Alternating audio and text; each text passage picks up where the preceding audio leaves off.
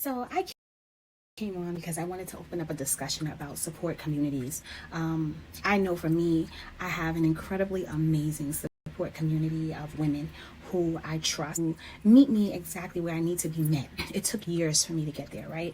I went many, many years of my life, as I shared before, not really having a circle of friends because I believe friendship is something that you don't just receive, but you have to be in a position to give.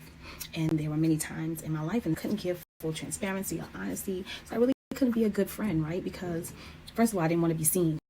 So that was part of the issue, because when you become close to people, then they actually know you and they can see when things are not right. And I wasn't in a position to be able to share what was going on behind the scenes with domestic abuse and all these other things. I just didn't know how to maneuver relationships with friends.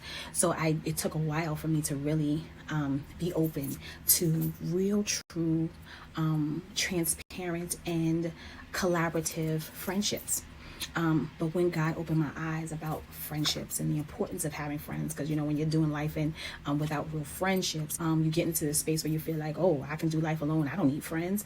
But we're wired to have relationships with people. So I'm learning more and more that people, or we as women, are choosing to be isolated because of past pain and past hurt, past rejection.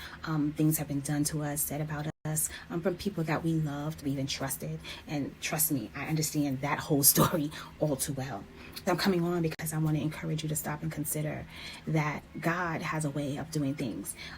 What I've learned is the best thing that bad experiences can do is they can teach you something. They can teach you about yourself as well as they can teach you about other people, right? Or how to engage with other people. You better learning how to communicate what I expect, what I don't expect, my boundaries, and ensure that I hold myself accountable to serve me well, right? To serve myself in a way that I'm not disrespected. And on the lookout for people who God has placed in your life with purpose, for a purpose.